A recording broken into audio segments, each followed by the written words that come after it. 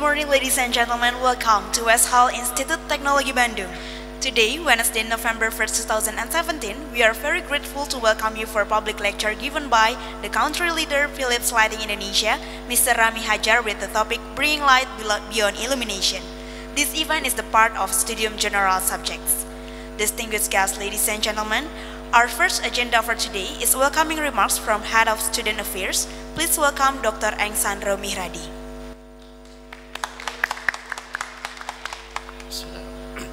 Assalamualaikum warahmatullahi wabarakatuh. Selamat pagi semuanya. Very good morning for Mr. Rami. Alhamdulillah rabbil alamin. Pagi ini kita bisa hadir di sini untuk mengikuti acara Studium Generale. Pada hari ini kita berkesempatan untuk mendengarkan lectures ya dari Mr. Rami dari Philips Indonesia, Philips Lighting, dan ini merupakan satu kesempatan yang baik bagi kita ya, untuk belajar bagaimana sebuah perusahaan itu berinovasi dan kemudian bisa bertahan sampai sejauh ini. Adik-adik semua, ini satu kesempatan yang baik sekali buat kita, khususnya sekarang kita sudah masuk ke dalam mungkin revolusi industri keempat ya, di mana di sini inovasi adalah menjadi satu kunci bagi kita untuk bisa berhasil dan survive. First of all, thank you very much, Mr. Rami, for coming and also for all the Philips staff. So this is actually the third consecutive years Philips has been giving lectures to our students. I remember that 2 years ago, Mr. Surya, if I'm not mistaken, Mr. Suryo, if I'm not mistaken, has been giving also a lecture here in this building about Philips. But at that time, Philips was still in one single company. And then I remember last year, Mr. Chandra, at that time, he was a country leader for Philips, also giving lecture. But at that time, not as a part of a Studium Generale lecture, but just a public lecture, but at the different location. So we really appreciate for you to come here to share about Philips, and I hope your lecture will give the student and widen their perspective. And this is time for them for learning how innovation can give a company to survive, especially in this era. So we remember as Indonesian, Philips has become a top of mind of all Indonesians. So I think if you pick one person in the street and ask them, do you know Philips? I believe that they know Philips, and maybe in their house they use Philips as for lighting. So it is very interesting for us to hear from you how maybe the evolution of the Philips from using bulb lighting and now already LED, and I don't know, maybe in the future I don't know what kind of light will be used. And I would like you to know that the audience here are taking this course. This is an elective course, Studium Generale, and the students are coming from various faculties, various backgrounds, not only necessarily from the electrical engineering or from engineering, because we also have Faculty of Arts and Design and also School of Business and Management. So buat mahasiswa semua, silakan menikmati ya.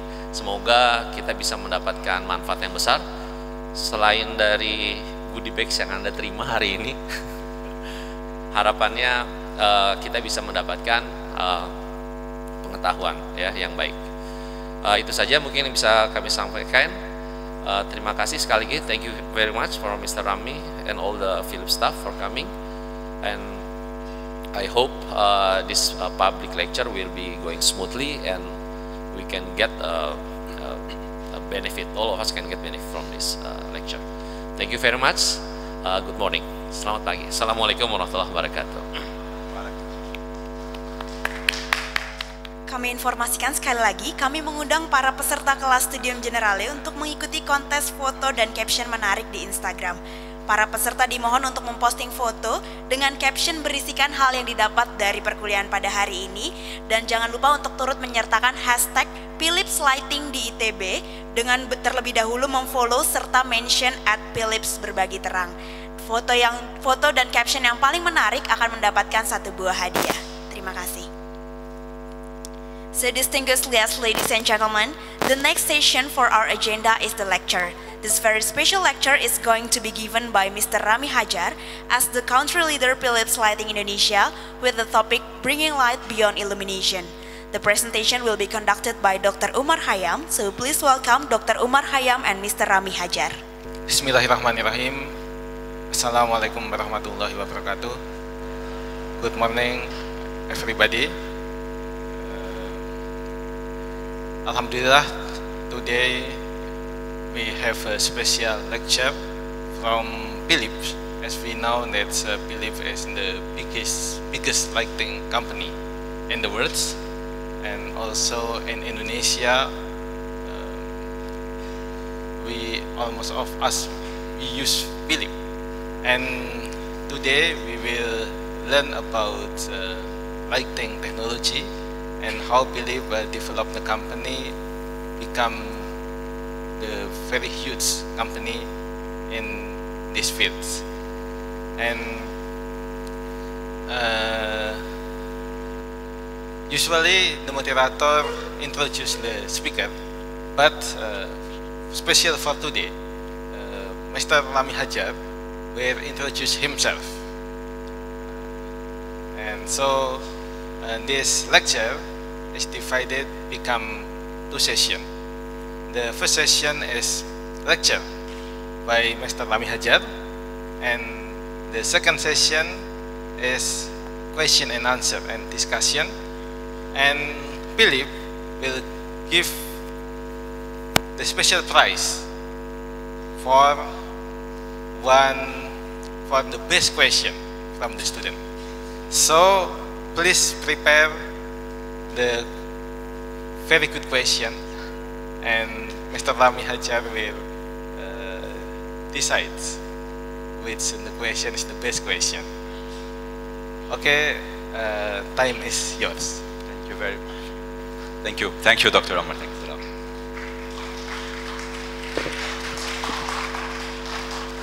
So, Assalamu alaikum wa rahmatullahi wa barakatuh.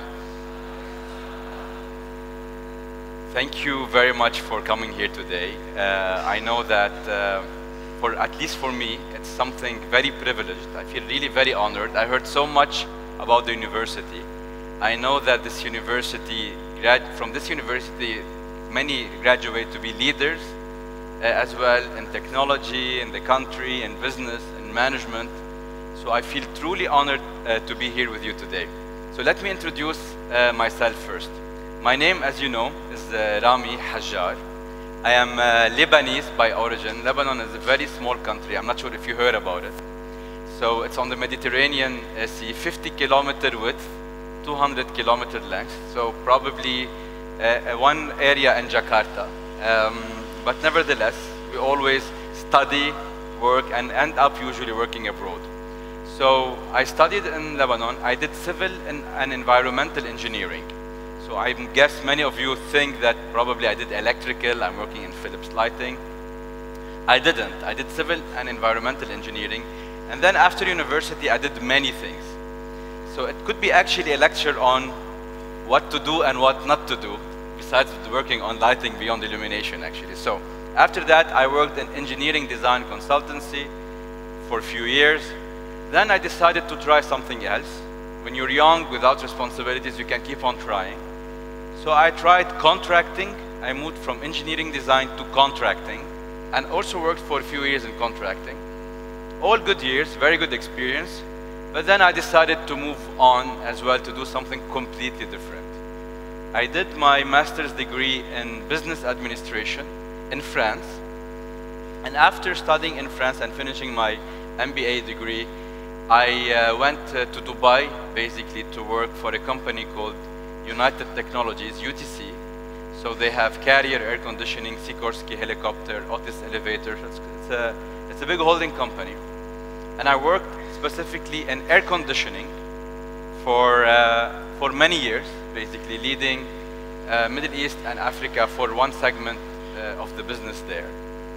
And after Carrier or UTC, I also decided to keep on trying in my life.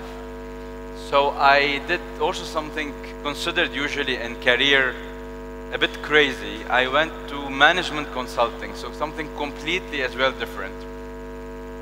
And I moved to a company called, what used to be called Booz Allen Hamilton. Now they changed their name recently. And I worked also for a few years there as a management consultant. A management consultant is usually a consultant who helps companies or governments to solve specific issues. So I still remember my first project was about redesigning pension fund for a government. The next project was putting an economic reform plan. It was a financial crisis in 2009 for a country.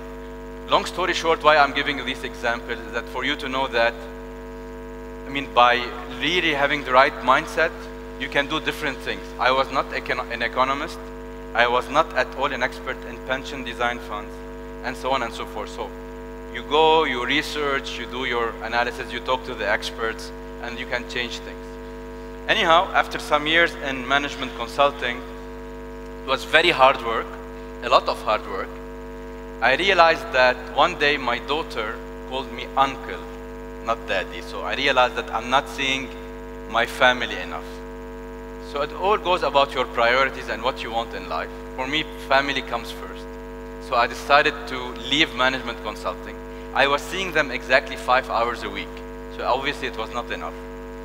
And I left management consulting. I decided to apply for 2 companies. And I was very selective because, you know, I did so many changes in my life. I needed to settle. So I had to be very selective. So I decided to apply for 2 companies. One of them is Philips Lighting, obviously, as you can see. And because I saw what transformation lighting is going through. Big technological transformation and the benefit that lighting can give to the world and to the economy and to the community. So I thought, this company I want to work for. The second company I applied to is completely different, by the way, but it also excited me a lot, which was Google, actually. So I applied for both Philips Lighting and Google, and that was in 2010. Google still didn't reply to my email, by the way, just for you to know. So just keep it a secret. Maybe I need to contact them again to say, what happened with my CV? I need to update it. But nevertheless, it happened that today, when I was in Dubai, actually, the regional head of Google was a friend of mine. So I complained to him, but I told him I'm not interested anymore. In lighting, it was a very exciting journey. So I was the marketing director for Middle East, and then I became the commercial director before becoming the general manager of Middle East in 13 countries in the region. And after a few years in this position, I've been actually offered to come to Indonesia, and I came running, of course. So I knew about Indonesia. I had visited Indonesia before, and I know how big it is and how important as a country it is. I was always wondering when Indonesia, and I'm sure it will be for sure a superpower, quite a big country, 260 million people, all the natural resources, all the amazing human capital as well. So I came definitely running here, and no regrets. So I came here in April 1st, so a few months ago only. I'm very new to Indonesia. My family joined me. I am married. I have 3 daughters, 8, 5, and 2-year-old daughters. Yesterday was the birthday of my eldest, the one who called me uncle a few years ago. So I made sure I attend her birthday before I come here. And yes, they are already in school here. They love the country as well. They love the food. I gained already 2 kilos in Indonesia in the last 6 months. They also love people, very smiley, very welcoming like you. So I hope that I'm going to stay here for a few years as well. So that's in a nutshell my story. I'm also more than happy to answer any question in the Q&A session as well, because I also learned a lot moving from a company to another after studying. What do you want? What do I want in life? And where do I settle? And when do I settle? So I have quite a good experience in this. And I know that probably at your age now, you're wondering what's next as well. So I will be more than happy to answer any question you might have. Now let's go back to the initial topic of the discussion. So I'm here to talk about lighting beyond illumination. And I think in the introduction as well, one of the things we mentioned is how we went from being a bulb lamps manufacturer to much more. And in case you think that honestly Philips Lighting is about just selling bulbs, let's not underestimate bulbs. I mean, bulbs are very important. It's not. So I work sometimes 12, 13, 15 hours a day, sometimes, not all the time. But I come back home also very excited about an achievement. And my wife used in 2010, 11 to look at me. Why are you so excited? I mean, don't you just sell lamps? Why all the excitement? What do you do for 12 hours? So I hope that I can give you a small idea about what do I do in my 12 hours of work as well. Lighting went through a tremendous transformation. It's a very exciting industry. We lighting people, we call ourselves, we feel very lucky to be working in lighting today. So one of the things that lighting actually is doing and contributing is helping cities become smart cities. And I'm sure you heard somewhere about smart cities here and there. So I'm going to be very simple because I don't like really complexity. Smart city usually are cities that can provide good infrastructure and efficient services. That's one. A city that consumes less energy. If it consumes a lot of energy, it's not smart. And number three, the final parameter for me for a smart city is a city that is safe, attractive, enjoyable for the people that live in it. So if a city doesn't have one of these three parameters, I don't consider it smart yet, I would say. So before going into the details, let's have a snapshot on where cities rank today in terms of smartness. So there was a study conducted by Forbes almost a year ago that studied cities across multiple parameters: economic, technology, environmental, sustainability, and many more, human capital as well. And then they did this analysis and they ranked cities around the world, basically. There were 181 cities in the study. So number one city, who can guess? Any guess? No? Just shoot a city. Fine. I'll help you out. You didn't study it yet, I'm sure. So New York is number one. All right? Okay, number two is London. Number three is Paris. Fine. We're not living in New York, nor London, nor Paris. But New York, just to let you know, I mean in general, they're number one, but they don't rank one across all parameters. They're one in economy, three in technology, for example, four in human capital. In the study, there was one city very close, I guess, to our heart, which is Jakarta. So, anyone want to take a guess? Where does Jakarta rank out of 181 cities? Okay, I'll try to give some. Okay, first of all, who thinks that Jakarta is part of the top 10 cities in terms of smart cities in the world?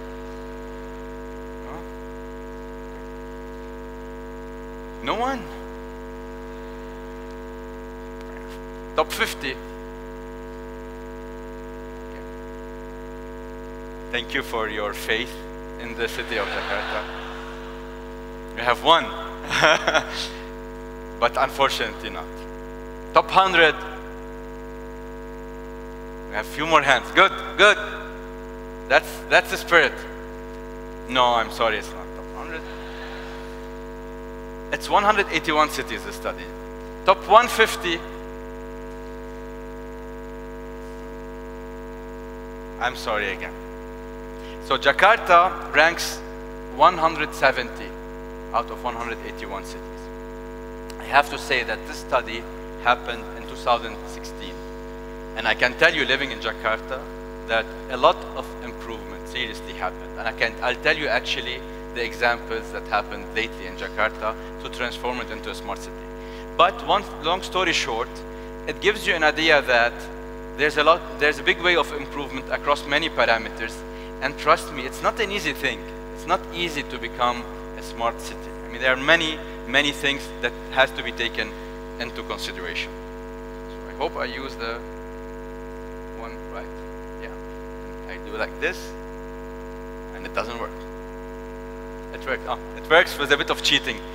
So thank you. So why it's not easy to become a smart city? Because cities face a lot of challenges. Everybody wants to live in a city. Since the beginning of the civilization, people move towards cities. So cities become very crowded, and they're always under pressure to maintain a service level that is high, to be able to control safety, security, less traffic, less pollution, energy efficiency. It's very hard. I mean, 50% of the total population today across the globe, 50% they live in cities. By 2050, 70% will live in cities. By 2050 as well, Indonesia is expected to be at 300 million in terms of population. So more than 200 million will be living in cities.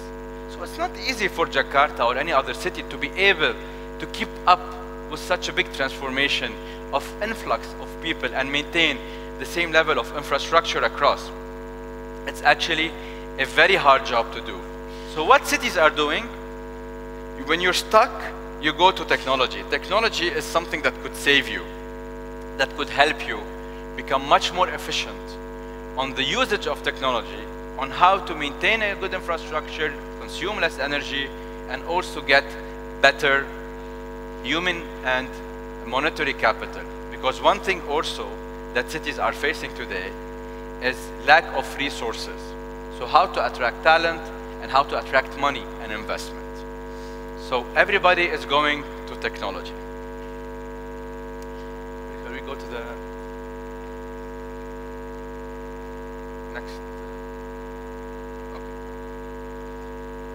Talking about technology, I was holding it the other way around. All right. We talk here about, we mentioned one of the first challenges is infrastructure. Actually, maintaining a good level of infrastructure is one big headache to many cities around the world. There was also a study that actually predicted an investment requirement across the world of 52 trillion US dollars in investment in infrastructure, so that cities keep up with the crowd that's coming to them and to maintain a minimum level of serviceability of their infrastructure. In Indonesia, in the next 12 years, the prediction is around $1.2 trillion of investment required. So that's not a small number. Actually, that's a very big number. When I talk about infrastructure, guys, I talk about roads, I talk about airports, I talk about ports, I talk about lighting, for instance, street lighting. So all the infrastructural base that's required to maintain a minimum level of serviceability of the city. And to spend, let's say in Indonesia, $1.2 trillion on infrastructure is not a small number. So long story short, you better spend it in the right way. You better spend it in an infrastructure that is, we call it scalable. Infrastructure that if today I have in a city 10 million people, and after a few years I will have 20 million people, I don't need to take it all off and build something new. An infrastructure that could be scalable, easily scalable, to be able to cater to this influx of people and the growth of cities. So that's very important. And also technology as well will keep on playing a very important role in infrastructure. So I'll try it now. Okay, it works.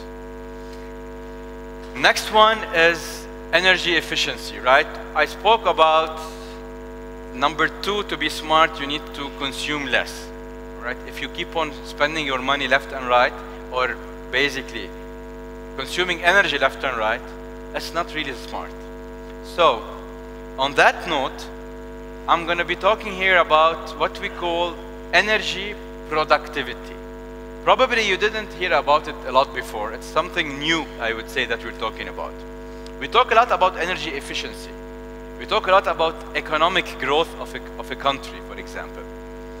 This measure, what we call energy productivity, is a measure of economic growth or economic output, actually, GDP, divided by energy usage of a country.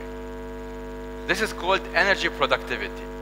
You know, any economic growth requires energy usage. You know, the bigger the country it gets, the more economic activity happens, the more energy demand is required. But then you have to also be very productive in your energy demand. So this is a very important parameter, an indicator that many governments now are monitoring. It's called energy productivity. And this also gives us an indication. We made this big study with many other consultants as well. And we realized that across the world, improvement in energy productivity is around 1.3% every year. So with the same level of, I would say, of energy we use, the economic output grows by 1.3%, which is not enough. This is very slow growth across the world. So also we made a study across multiple cities or multiple countries, many countries around the world. And we realized that the top 5, out of the top 5 countries in the world, actually 2 are in Asia, not far from here. Number 1 is Hong Kong. Singapore is also part of the top 5. Switzerland in Europe is one of the top 5.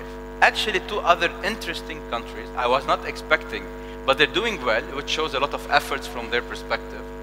It's Colombia and Cuba, actually part of the top 5 as well, in terms of energy productivity, which is an indication of how we use our energy. Okay, let's go to the question now here. So, Indonesia. Let's talk about ranking of Indonesia. So, who thinks Indonesia in energy productivity is part of the top 10? So now nobody wants to use it? No? Not even you? You lost hope? Okay, fair enough. Top 50.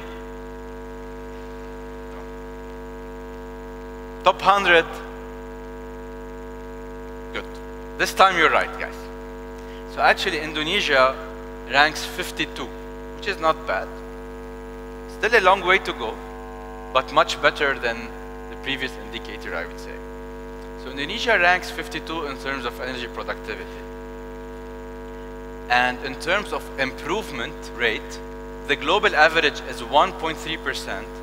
Indonesia's improvement rate is 2.5%, which is almost double the global improvement rate. What it means is that despite the fact that Indonesia is not ranked maybe very high, but measures are now taken to work on improvement. So I think with the right level and the right focus, Indonesia can definitely go up in the ranking. And the proof of it is the improvement rate of 2.5%, which is honestly, I said, not enough yet, but at least it's much better than the global average.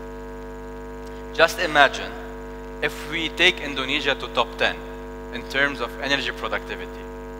The impact on economic growth will be massive. The impact on energy usage to get economic growth will be massive. So that's something that I need you, the future also leaders as well, the citizens also of Indonesia, to be aware of and to take it very seriously. If we just watch out of what we consume in terms of energy at home, because at home it's something in our hand, we can save up to 70% of energy usage in every home. We can save up to 20% if we just change lighting. So there are a lot of improvement that can be happening where you can actually save a lot of energy and eventually save a lot of cost as well. So that's number 2 challenge that we talked about what cities are facing today. Number 3, I had mentioned that cities face lack of resources. By resources, it's mostly human capital, and direct investment. Let me focus on human capital. Human capital means people. Human capital means talent. So there is a big competition among cities today, big competition, let's not take it lightly, on attracting talent towards cities. You are all talents. Tomorrow when you will graduate, Jakarta would be very happy to have you, Bandung would be very happy to have you, Surabaya would be happy to have you. But same, because your contribution will be massive, and same goes across cities. And it's very important because talent bring innovation, bring creativity, bring entrepreneurial mindset, bring better usage of technology so that cities also save energy and become much better. For us in Philips Lighting, it's all about talent. It's all about human development. So we always invest in human capital because the return is massive. Same for cities as well. I'll give you an example. Maybe I'll start with an extreme example. If you graduate after 2 years and you have a job offer in Paris, France. This job offer is for $10,000 a month. I'm just giving a number. In Paris, in France, for $10,000. But then, I'm just going to use it as an example. A city in, I don't know. I'll use my city. Beirut, all right? Gives you a job offer. And it is for $11,000. You know what, I'll change Beirut because you will be probably biased. I'm from Beirut, so I'll change it. A city in Afghanistan, okay? Gives you a job offer for $12,000. And Paris for $10,000. Where would you go? Where? Paris. I expected this answer. Because Paris attracts you. Paris is an enjoyable city. Paris knows better how to attract talent.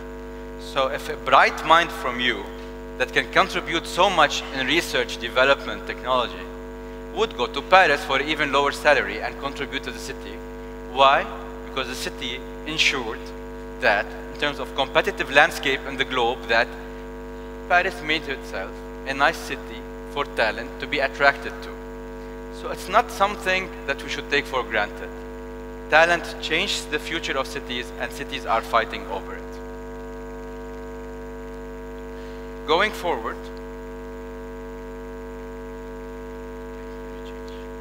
okay. Technology, right? What to do to overcome these challenges? I mentioned technology. Technology went through a big transformation also.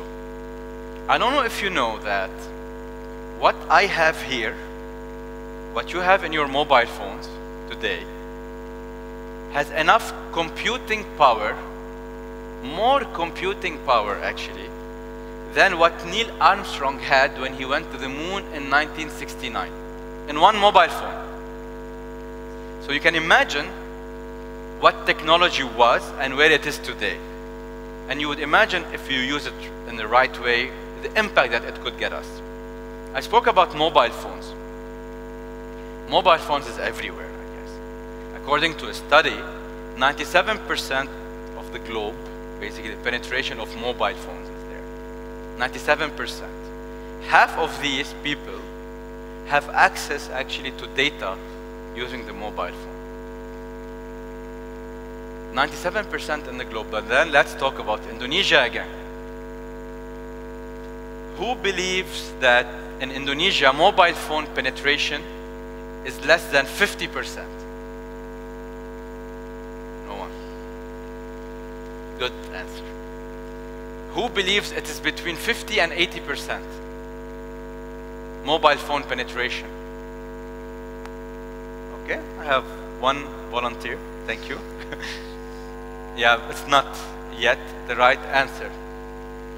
Between 80 and 95%. Okay, I see many more hands. I'll give you the number. penetration of mobile phone in Indonesia is just crazy, guys. I don't know what you do with mobile phones. It's 142%. What do you do? You eat your mobile phones? How many mobile phones you have? I don't get it. Actually, it's really very, very high. It's at 142% penetration of mobile phones. So you obviously love your mobile phones. You obviously love it. So that's an example. And I'm sure that, and according also to the statistics, a big part of it also have data packages, and you also have access to data using your mobile phones. So that's quite massive. Huh? But that's just mobile phones I'm talking about in terms of technology. This takes me to something else in terms of discussion. This takes me to what we call Internet of Things. Did anybody hear this word before? Internet of Things, IoT? Yeah? So, for Internet of Things, let me make it very simple, because I also hate, again, as I said, complicated explanations. When I first started learning about Internet of Things, I couldn't understand anything. But then when I really looked into the data, I realized it's very simple, actually.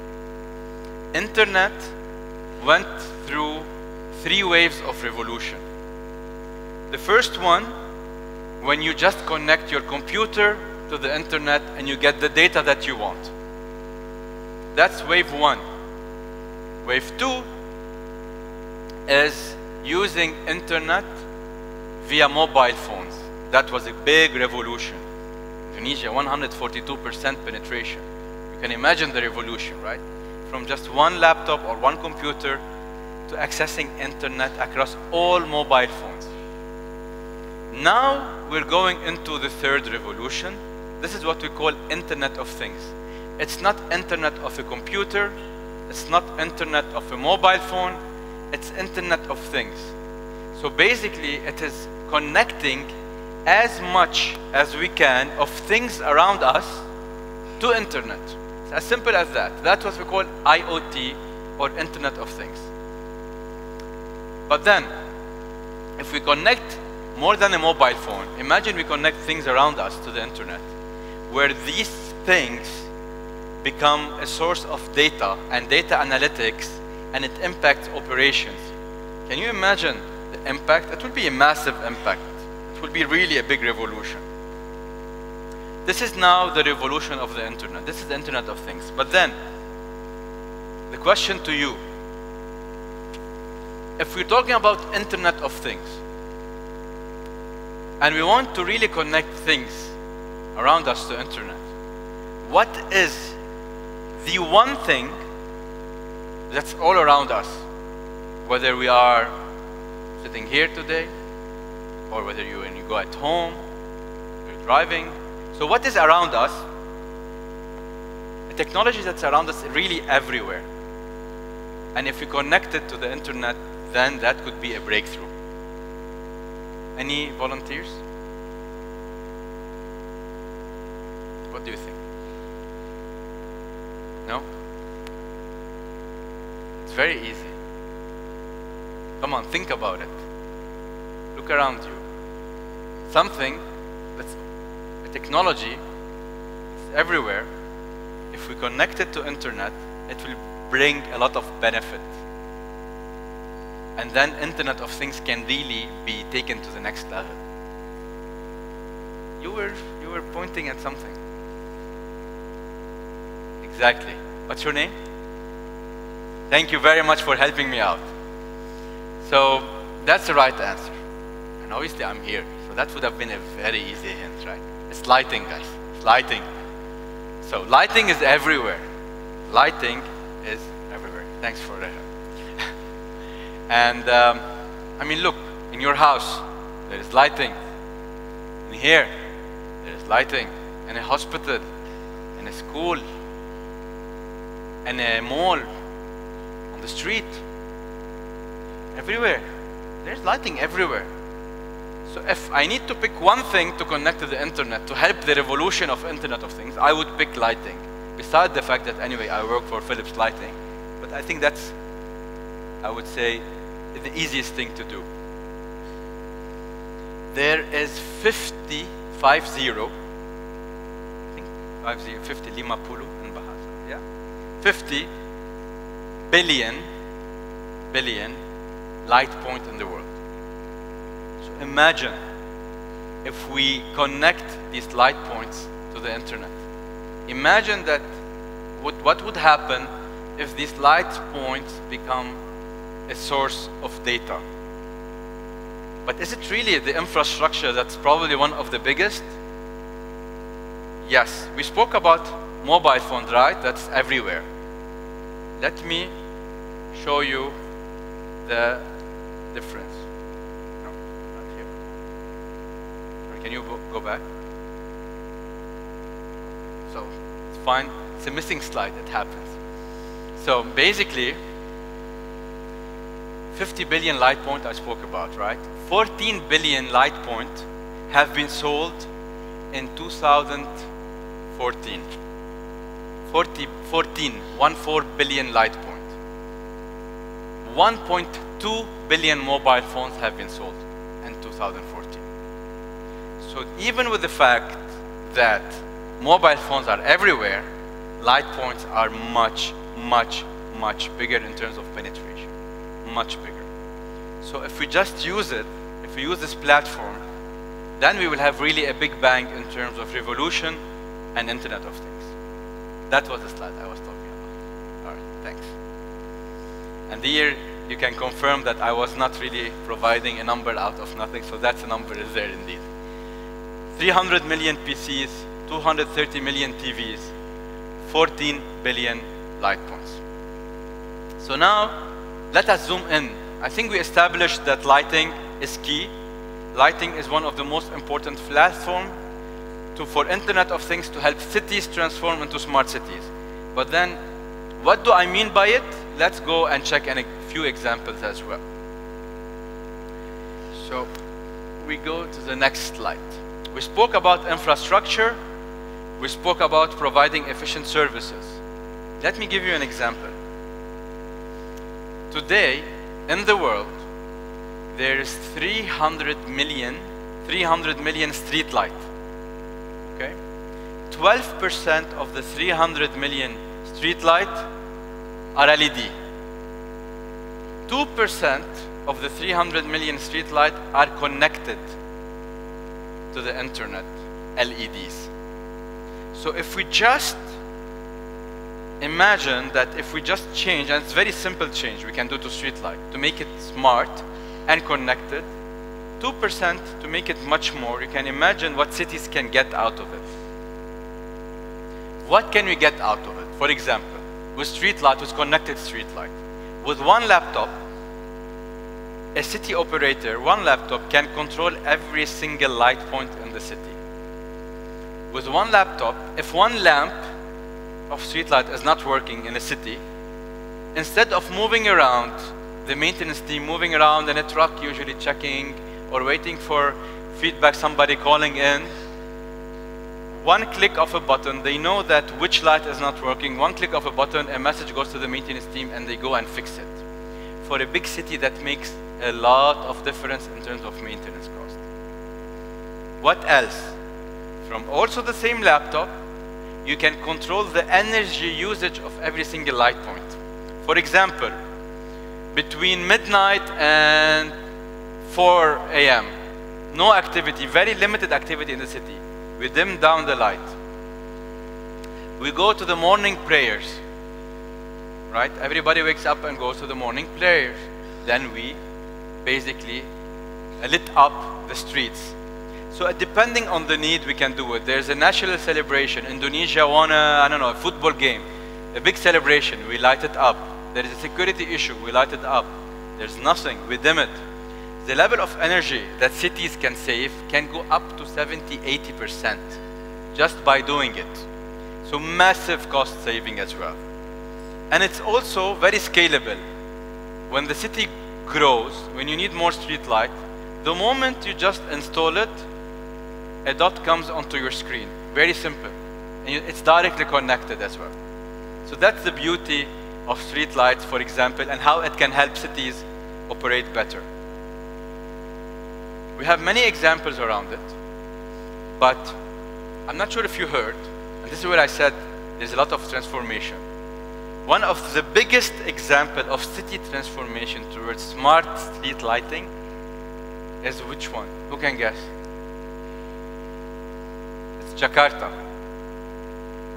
Since 2016, around 150,000 light points in Jakarta became smart street lighting. So Jakarta now can control most of its street light with one click of a button, with one laptop. They're saving up to 70 to 80% energy cost by doing it as well. They're saving substantial amount of money on maintenance and operation. But anyway, I think it's good to show it to you. We have a video that we can show you on Jakarta.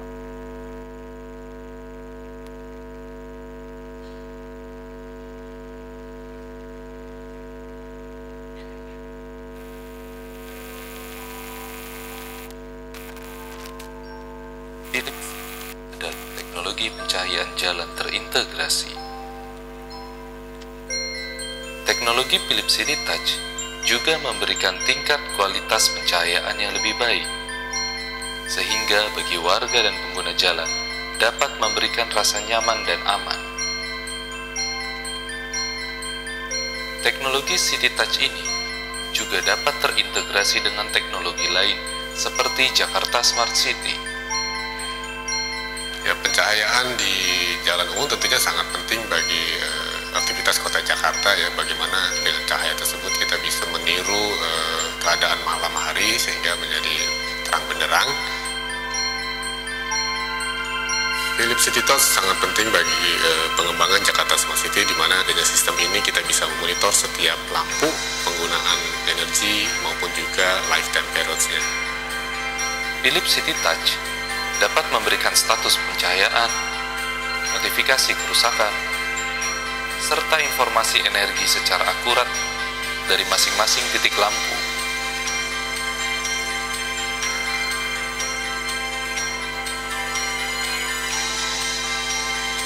Kalau dulu orang mau jalan aja ketakutan karena lampunya nggak jelas gitu. Oh, kalau kemarin mah gelap, Mas. Kalau mau ngapa-ngapain di malam hari itu kurang nyaman.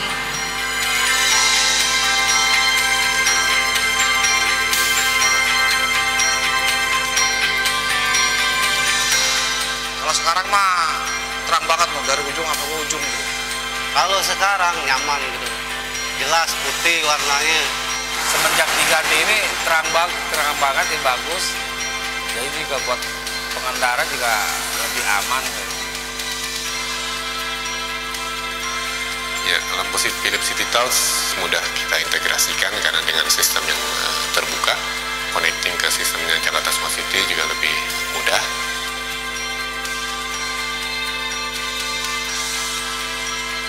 Philips memberikan lebih dari sekedar pencahayaan.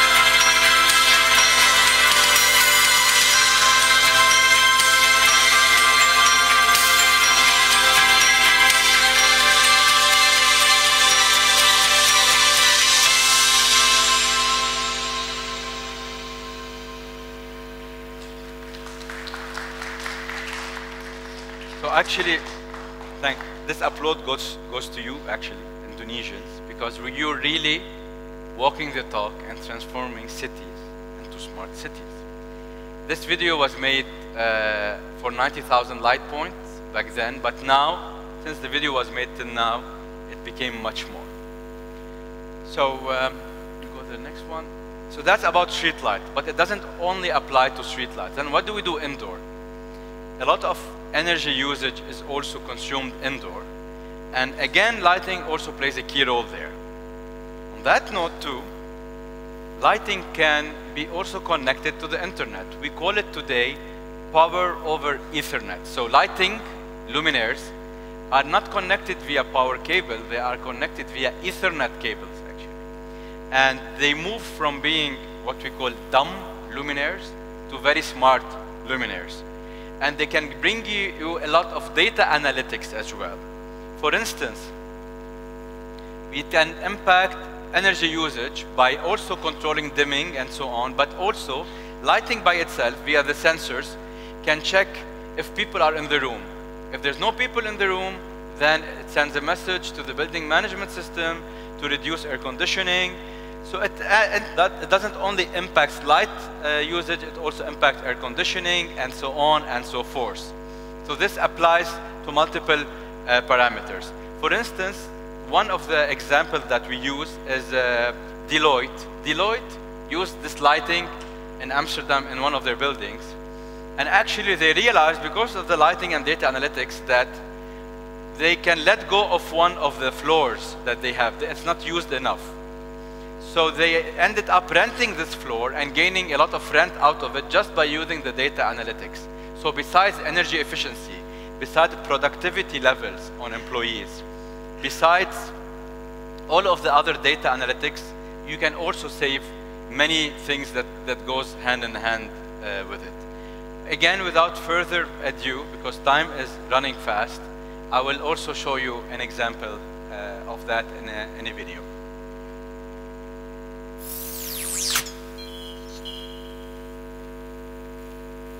Philips has contributed to what currently is one of the most innovative office buildings in the world, The Edge in Amsterdam.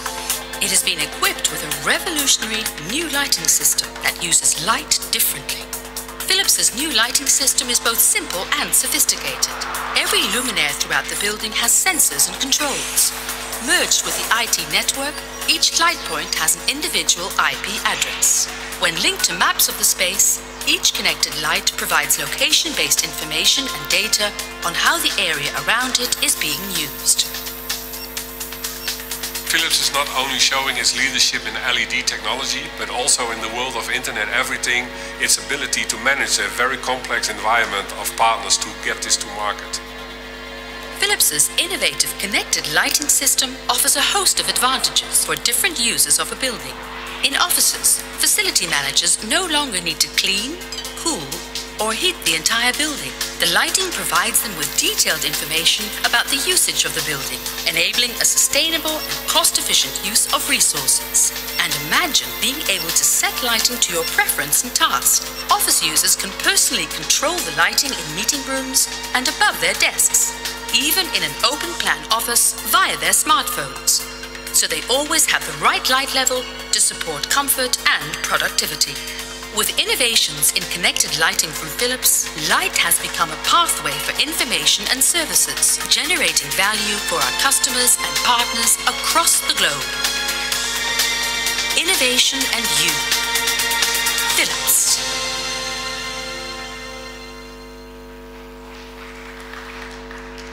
Thank you. All right. I asked a question earlier, where you would prefer to go, and you decided, most of you decided on Paris, right? Who visited Paris before? Anyone visited Paris? Okay, hopefully soon. It's a beautiful place. But you know, I guess, about Paris. For the people who know about Paris, what is one landmark in Paris that Paris is very famous for? Raise your voice. I can't. Exactly. Eiffel Tower. Very good answer. The answer that I was looking for. Imagine Eiffel Tower, which is the image, one of the city images, bringing this image to Paris, making you go to Paris to work. Imagine Eiffel Tower without lighting at night.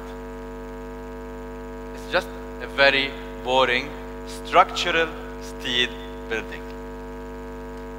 It happens that we did the lighting there as well, but nevertheless, Eiffel Tower became an icon, a beautiful icon, using dynamic lighting.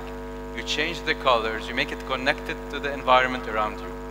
Very simple thing that helped substantially Paris to be positioned as one of the most beautiful cities in the world. Not the only one, of course, but it contributed substantially. Let's take also other concrete examples. This bridge that you see behind me is a bridge in California. So they decided to light it up with dynamic lighting. So it became just a beautiful icon for the city. But not only this, independent research was done.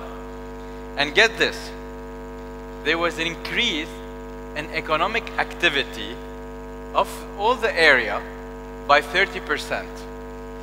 Economic output increased by $100 million just after lighting the bridge. What happened there?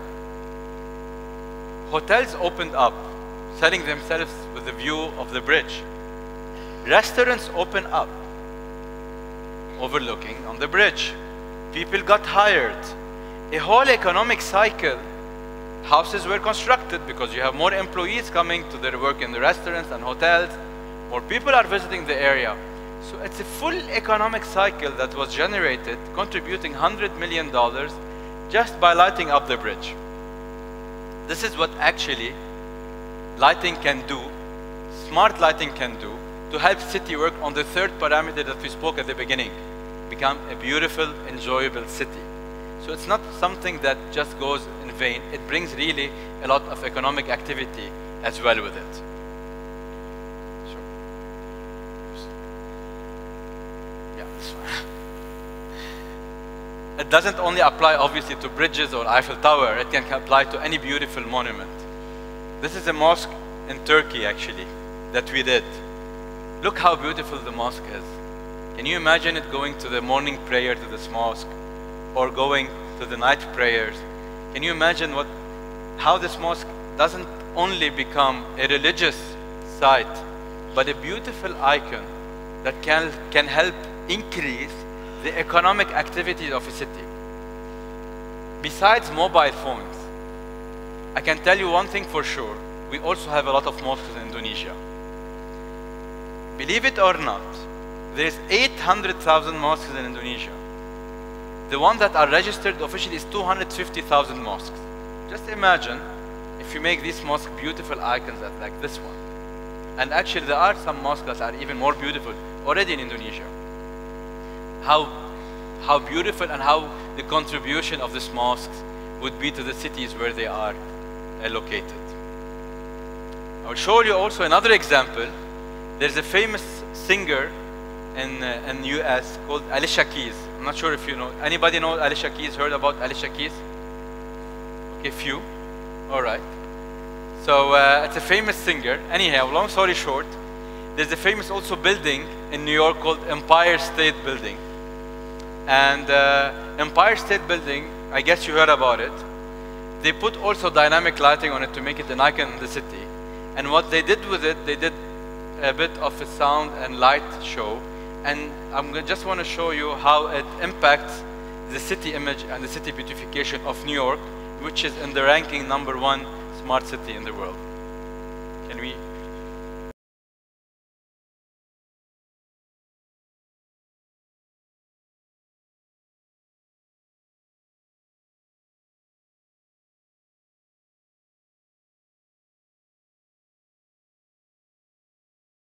New York, are you ready? Yes. It's time! We're gonna turn it on and light up the city, because the Empire State Building is on fire. These streets will make you feel brand new. Big lights will inspire you. Hear it for New York, New York, New York. One hand in the air for the big city. Street lights, big dreams, all looking pretty. No place in the world that can compare. Put your lighters in the air, everybody say yeah, yeah, yeah, yeah. New York, concrete jungle where dreams are made of. There's nothing you can't do. Now you're in New York. These streets will make you feel brand new. Big lights will inspire you. Hear it for New York.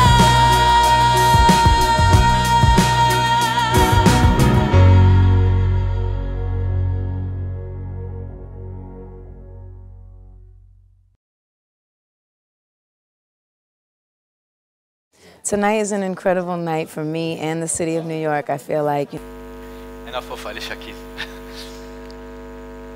So it's not only, again, about creating city image, it's also about creating nice experiences for the citizens that live in the city, right? So I'll give you also, probably the final example, about a nice customer experience that you can do also with lighting. So today, with your mobile phone, you can go, let's say, to a hypermarket. Actually, it used to happen to me in Dubai. I would be working and then going back home, and as usual, my wife would give me a call and would tell me, can you buy some lettuce, some tomato, some ketchup, some I don't know what. I would be very tired. I just want to go home, but I have to follow the orders. So I have to go to buy to the hypermarket. I go to the hypermarket, but I want to get out fast. So what do I do in Dubai in the hypermarket? I open my mobile phone, I put all the items that I want to buy, and the mobile phone directs me to the fastest route in the hypermarket to get my whatever items I want and leave.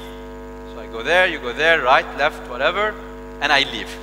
Also, if any of these items belongs to a category where there is a promotion, it directly tells me, watch out, you want ketchup? This one is on promotion, you can buy it. And you are located here, you go right, left, and you reach where you want to go. That's what we call today indoor positioning system. So I guess you use Waze, you use Google Map when you're going to check the traffic to see where to go from point A to point B outdoor. For indoor, the most accurate technology to identify your location is lighting. We have something called, I will not go very technical, I promise, VLC, where you can really locate where you are. And if the hypermarket or the retail store has an app and has the right lighting, I would say connected lighting, he can actually use it for an enhanced customer experience. And he can learn also about the consumer behavior and so on and so forth. And also for the citizen or for the consumer, it's a very enjoyable experience. I will also, there was a big example in Dubai, but where I used to live, but also here I will show you another example that happened in France actually. It's probably a familiar picture, wandering endless aisles at a supermarket, looking for that last item on your shopping list. Philips wants to solve this nuisance. Together with Carrefour, the world's third largest retailer, the companies are piloting a GPS-style indoor positioning technology that uses LED lights. This is the very first retail store in the world that has this new LED lighting technology. Let's see how it works. Okay, so this is a 8,000 square meter Carrefour store where we install 2.5 kilometers of energy efficient LED lighting that not only lights up the store but also acts as a location platform. We have these LED lights flickering at a very high frequency such that the human eye cannot see it, but the camera of the smartphone can actually detect it. And because we know the exact position of those lights, we also know now the position of the smartphone. And that's what the app is using. So this application made by Carrefour is allowing people to navigate through the store easily and find promotions. There's a map of this store and we are exactly located with the entrance, and if we want to know where, for example, this red kettle is, we could actually get the position of the red kettle and we get our position, and we know that at the end of this aisle we have to turn left to find it. Let's go. Yeah, so now look at the dot. You can actually see that it tracks us. Immediate reaction is real time. It's the most accurate indoor positioning system that exists. Another advantage is that you do not need to develop a parallel infrastructure. You use an existing infrastructure, which at the same time, if you go down the scale, is also providing energy efficiency. So you can see where you are on your phone here, but what about privacy concerns though with this kind of technology? Aren't people going to be worried that the store in Philips is tracking them while they're shopping? Well, first of all, the lighting is communicating in a one-directional way. So the fixtures are providing a code to the phone, not the other way around. Such that the phone knows where it is, but there's no personal data involved here. So in that sense, actually, this system is dealing with privacy very well. So the lights don't know where you are, and the store is not tracking where you are. Your phone knows where you are, no one else does. Exactly. Okay. And here you can see that at the end we should go to the left. This pilot app only locates promotional items, but it's possible to expand it to include the full store inventory. Here it is. Okay, not bad. And let's see on the screen. That's remarkably accurate. That's exactly where this kettle is.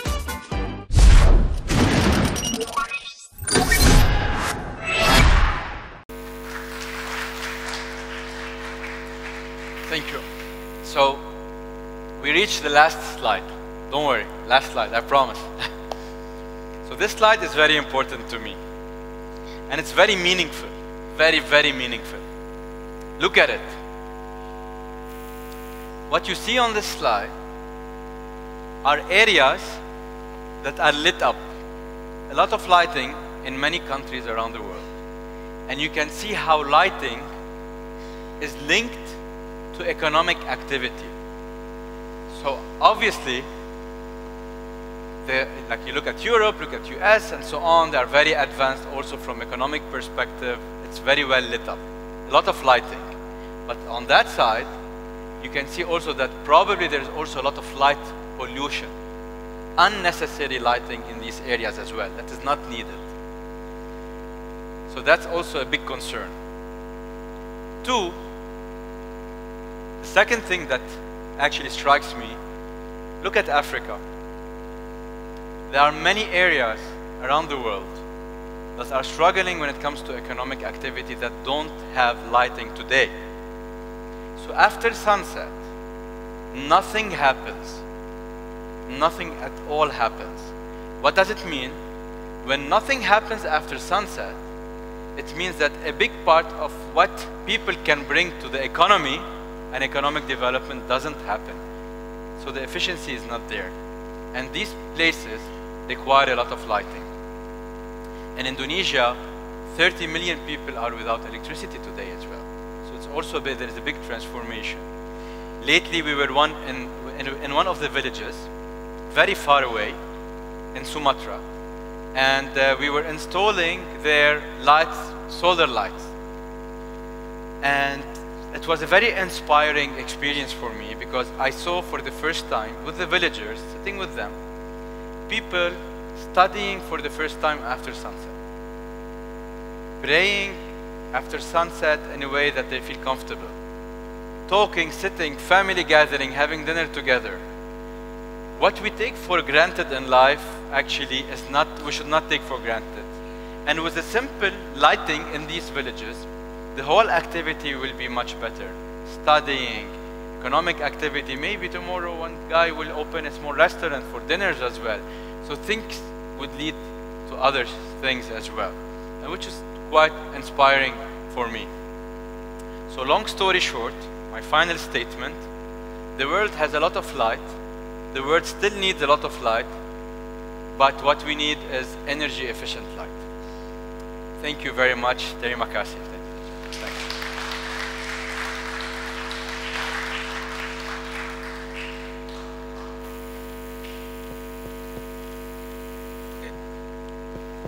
Thank you very much.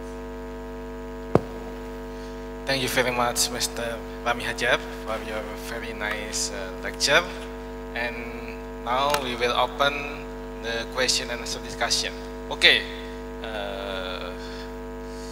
Please mention your name and your questions.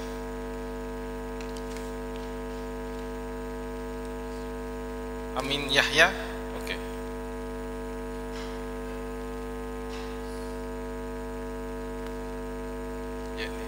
Okay, no.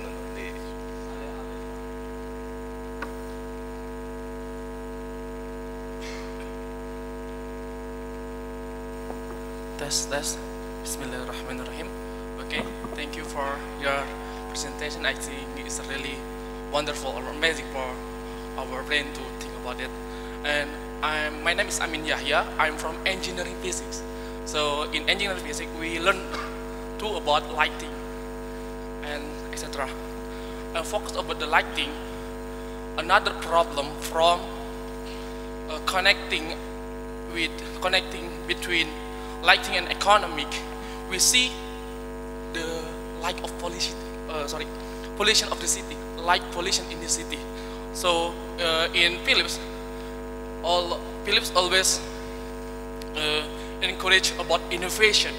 And what did Philips do to reduce the light pollution in the city, especially for the capital city in Jakarta? Thank you very much. You can take the answer. Thanks, very good question, thank you very much.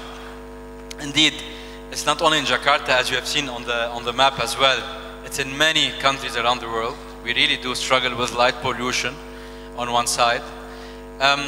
Jakarta, as an example, can be used. And it's actually a good case study of how Philips helped as well in this case.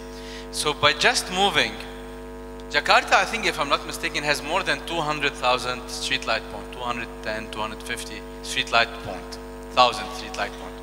So just by moving these street light points to smart street light points, then you can easily dim the light when it's not required.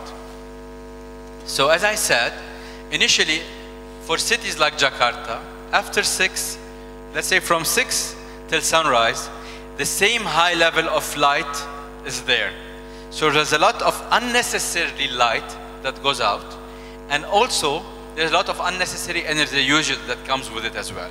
Now with the smart street light, one click of a button, you can control hundreds of thousands of street lights. So that's very easy to dim the light when it's not necessary, and this will have a direct impact on light pollution. That's one.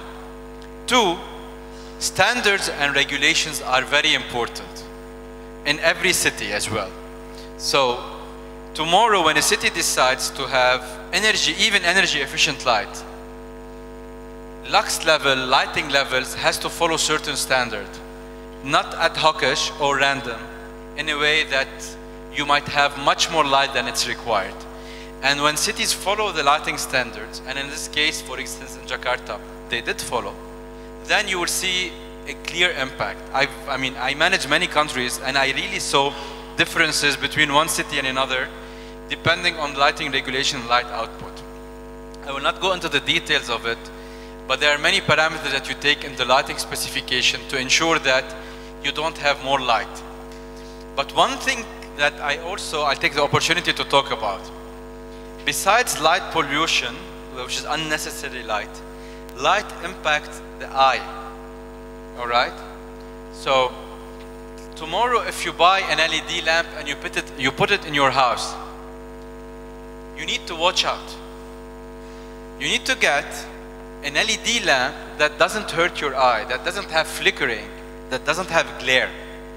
Because if it has it, without realizing it, you will have headaches. You will not sleep well after you turn off even the light. You will not be able to concentrate on your studies as well. This is where regulations have to come in place. It's not there yet, to make sure that the low quality LED light is not in everybody's house. To make sure that whoever is playing in this market ensures that the Indonesian consumer gets a light that doesn't pollute your eye basically, and that doesn't hurt you on a biological level. But thanks, it's a good question. Thank you. Okay, thank you very much. We open another questions. I remind that Believe will give the special prize for the best questions. Also feel free to ask whether it's lighting or not lighting, even if you want to ask me about my career, any advice, any questions, so it goes both ways as well. Yes, about other electrical projects Philips might be developing besides lighting. All right, thanks. So, as we know, now Philips Lighting is a standalone company, so we are now a pure lighting company. So we invest a lot in research and development. We take it very seriously. That's why we were able, honestly, to maintain the leadership across 125 years. So our R&D investment is dedicated basically for our lighting solutions. But now what comes with it is lighting beyond illumination. So when we talk about now connected lighting, it takes us, of course, to many parameters and dimensions around us.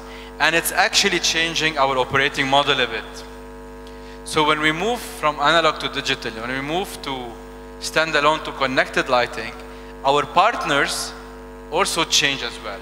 So for example, we have new partners while we're working on our new innovations. I'll give you an example. Cisco, probably you heard about the company, is one of our partners when it comes to Internet of Things.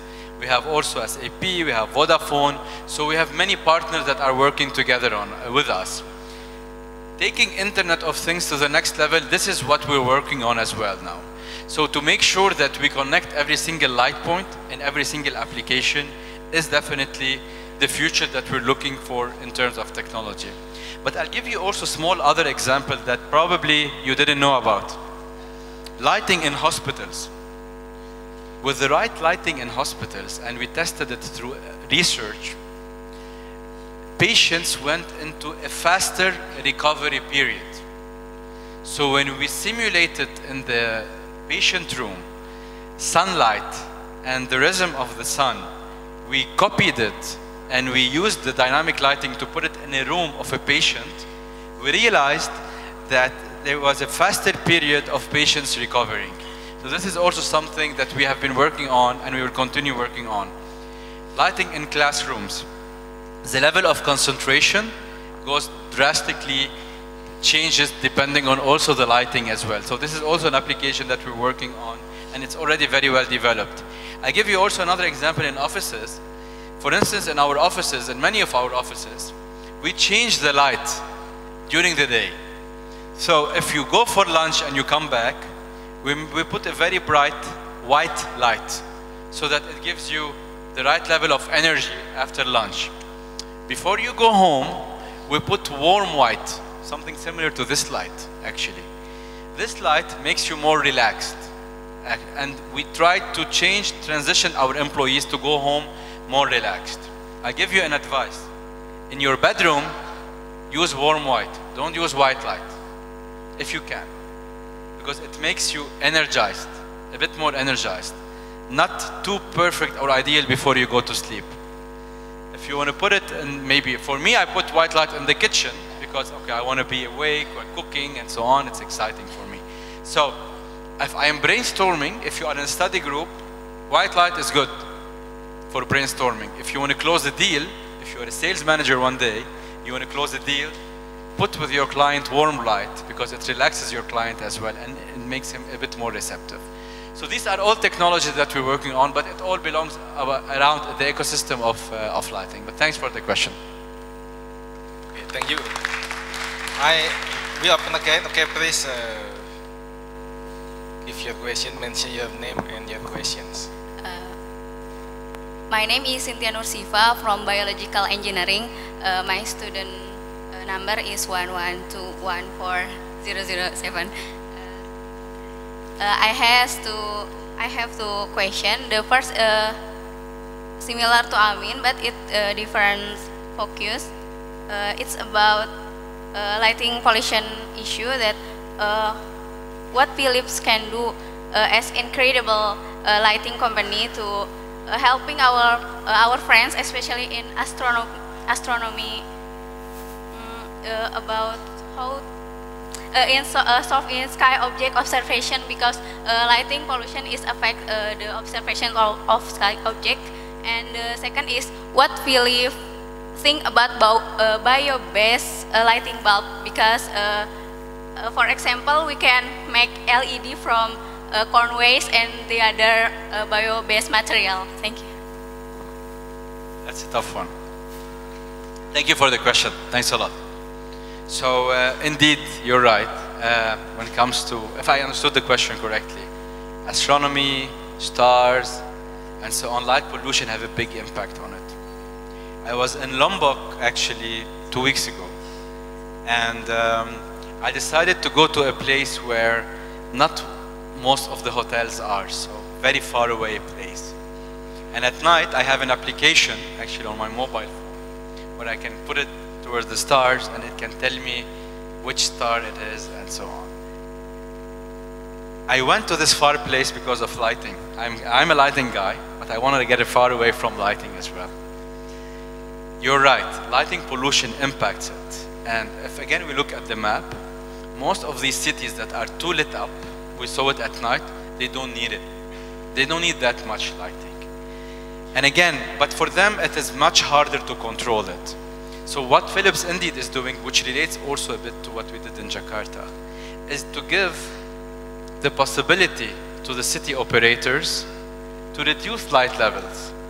Because before smart lighting, if you tell a city operator, dim down the light after midnight, can you imagine what would happen in Jakarta with 200,000 light points? It's just, he would go nuts. He said, you know what? I don't care about light pollution. I don't care about your stars. I cannot have 100,000 people dimming the light for me. Now with a smart street light, click of a button, you can dim all the lights that you want, and this will impact for sure light pollution. It also goes to the regulations as well. Many cities have noise pollution regulations, also have light pollution regulations as well. So cities can take this step, and we are trying to help with city operators to put these things in place. I think that was your first question. The second question, I think, be the material that we use in our development of our products.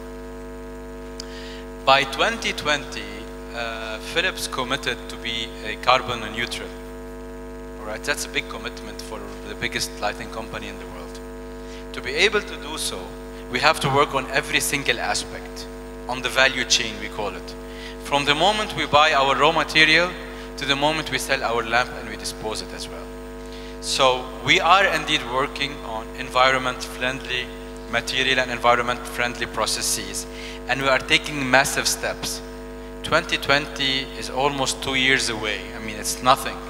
So we are definitely on the right path, and we are still committing, and we still promise that by 2020 we will be carbon neutral. And that's also, I really wish that other companies as well across industries follow the same path. But thanks for the question. It's also a very good question. Okay, thank you. And we would like to open the last questions. Okay. You and you, yes. My name is Putri, for majoring in business management. Something that I want to ask is what Philips already does to maintain energy sustainability when lighting, of course, consume a lot of energy on Earth. What about the energy innovation strategy that Philips conduct to gain energy productivity as explained before? For example, what would happen when green architecture with less lighting start their growth compared to the building that aesthetic with the full of lighting? Thank you. For example, what would happen when the green architecture with less of lighting compared to the architecture that aesthetic with the full of lighting? Thank you. Thank you very much. Let's start with the architectural part. I mean, if you look at the mosque that I showed, and if you look as well on, even today at Eiffel Tower, for example, if you look at the pyramids at night, so these architectural, beautiful lighting as well, and these monuments, Monas in Jakarta as well, they consume just a bit of, I would say, energy, and their lighting is very soft. So using lighting in architecture doesn't mean that use just a lot of lighting. I mean, we're not talking about creating city image like Las Vegas, for example, let me put it this way, where everything is bright, everything screens everywhere. No. This is not what we're talking about. We talk about being simple, beautiful as well, while using the minimum level of energy. In many of these monuments, actually, there was also lighting. What we did with them is that we changed it to much more energy efficient light that you can also control throughout the day. That was the second part. I think the first, can you remind me of the first part of the question?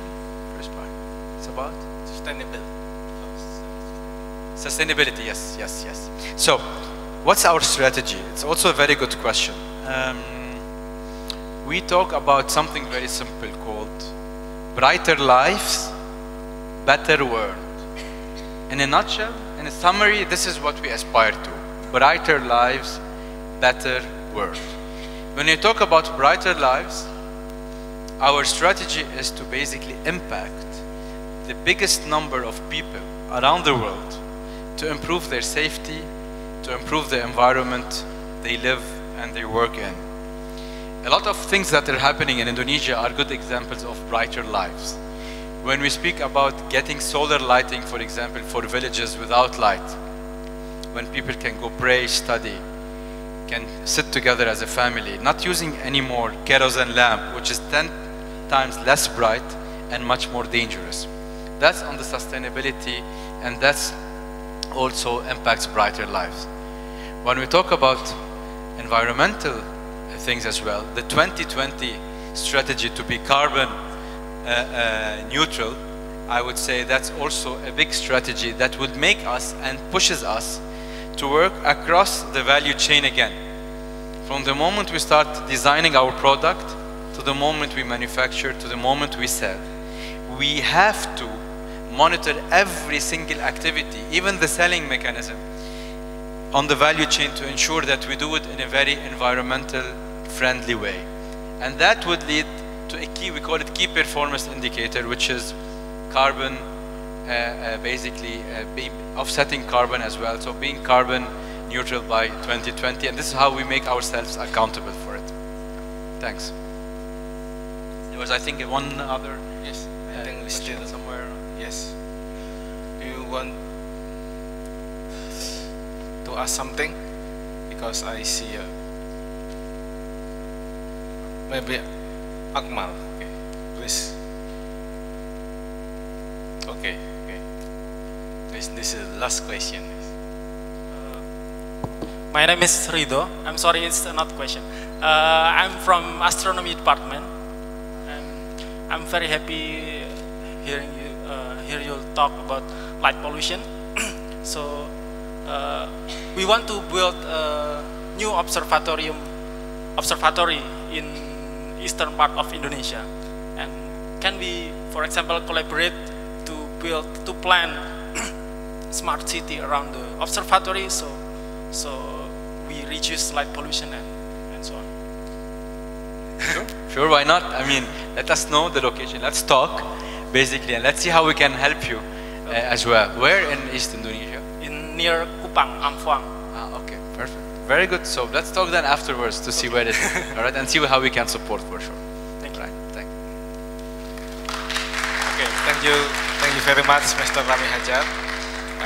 I think we arrive in the end of our session, and based on the lecture from Mr. Rami Hajjar, we understand that now the lighting technology developed so fast, and we have another aspect, not only of lighting, but like the title, bringing light beyond illumination. So now lighting technology develop and have influence in many aspects like economic and others, and we hope in the future also Philips will build manufacture again in Indonesia, because as we know, 2 years ago Philips closed one manufacturer in Indonesia, and we hope that because Indonesian market is very big, so we hope that in the future Philips open again the manufacturer in Indonesia.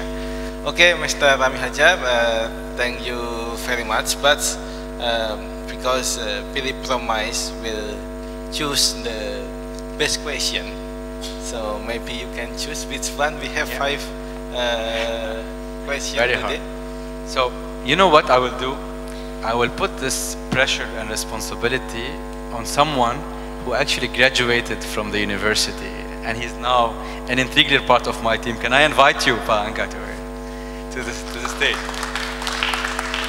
So he graduated in 2012 from this university. He's now our product manager for a very important product portfolio across Indonesia, which is LED products, LED lamps. And I want to thank this university for also bringing this talent to us and helping us also do the changes in the country. So can you introduce yourself, and then it comes at the cost of selecting who's the winner. Assalamualaikum warahmatullahi wabarakatuh. Nama saya Angga Hudaya. Ada yang bisa tahu nggak saya dari jurusan apa sebelumnya? Ada yang apa? Elektro, terus ada apa lagi?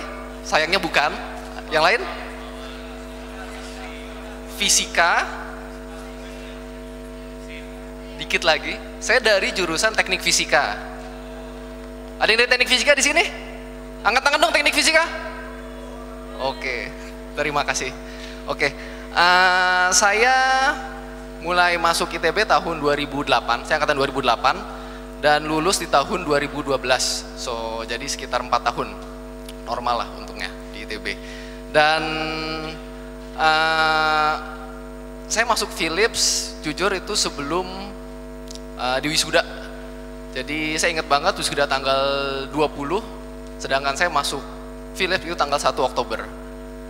Jadi memang ada negosiasi, mereka minta saya masuk 1 September, tapi saya nggak bisa, saya belum wisuda, bahkan waktu itu saya belum sidang.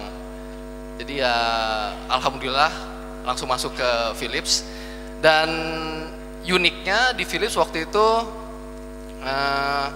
saya sebenarnya tertarik ke bidang healthcare, karena Philips saat itu masih terdiri dari lighting, healthcare, dan lifestyle, consumer lifestyle, dan saya tertarik di bidang healthcare.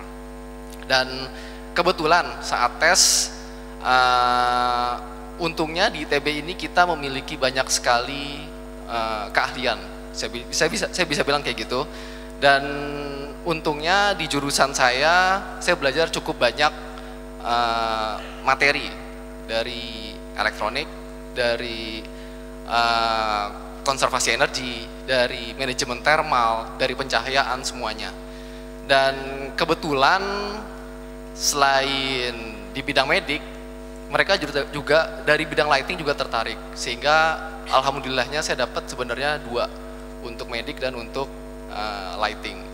Dan melihat Philips dan future lighting adalah LED, pastinya saya milih untuk bagian lighting, seperti itu. Dan sampai akhirnya pada saat ini setelah 5 tahun, dari tahun 2012 sampai 2017, saya akhirnya bisa menjadi produk marketing untuk LED.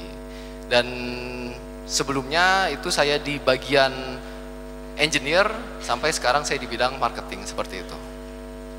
Dan maybe the point is, what is the best question, right, Pak? Best question, oke. Tadi ada pertanyaan mengenai strategi Philips ke depannya terkait inovasi. Itu kalau boleh tahu siapa ya yang nanya?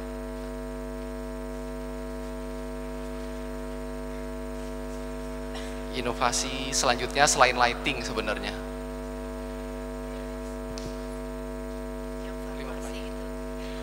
Boleh, mungkin semuanya yang nanya tadi ada 5 ya, bisa maju nggak? Oke, Amin Yahya, kemudian yang berbaju merah tadi siapa namanya ya? Kemudian Fitri barusan yang di sini. Kemudian Cynthia. Kemudian the last astronomy.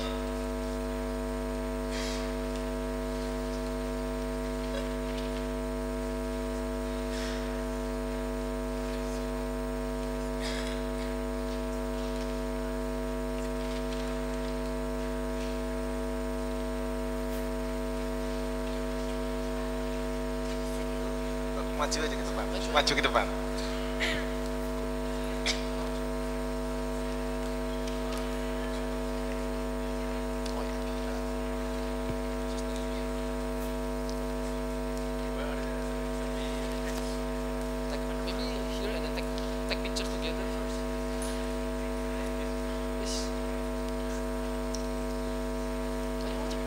Silakan aja.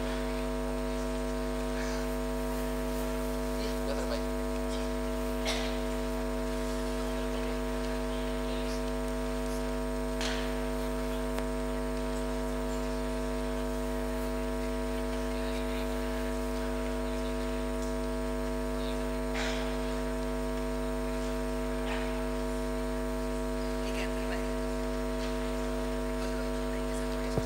So yeah, actually we have two prize for the two best question.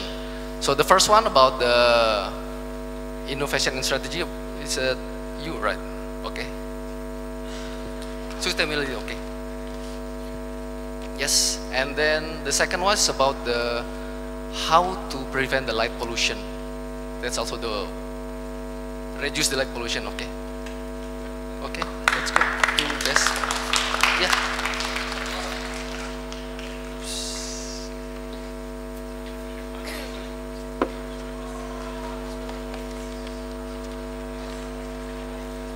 Oh ya Instagram. Menang Instagram.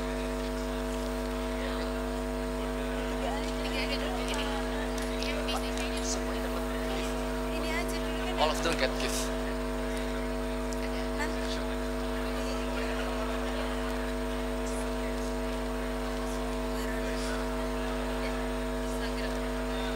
We would like to announce the winner of Instagram contest for today. The winner is Rismaya Faidinta. For Rismaya Faidinta, please come forward.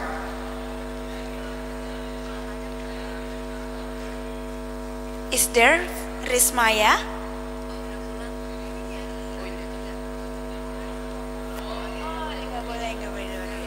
Okay, because Rismaya is having a go, sudah pulang. So we're going to do. So the winner is Nicholas Kevin. Oh, is there Rismaya? Oh, okay, okay.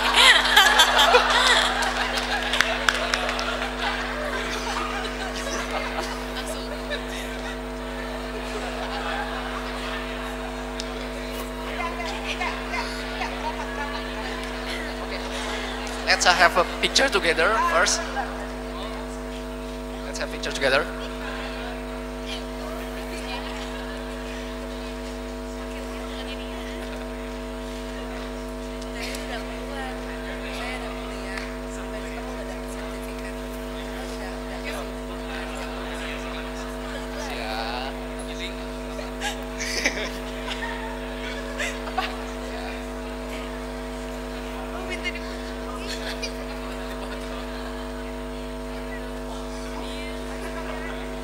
Oh iya silakan.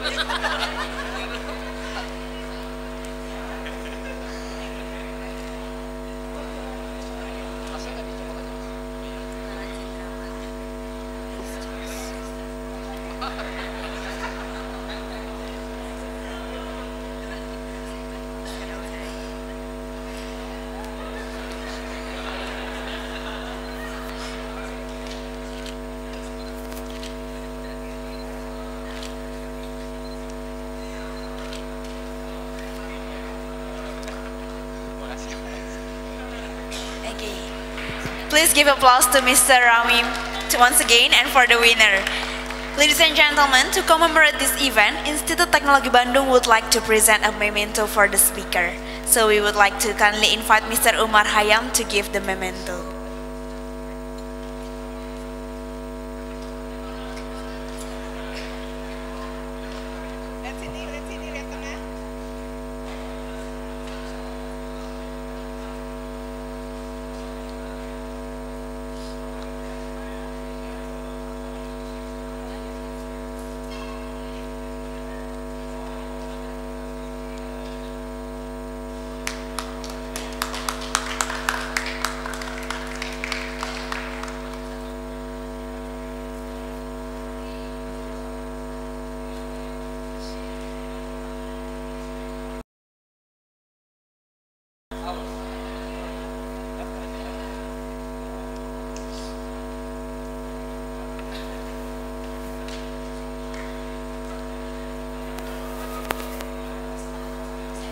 Please give applause.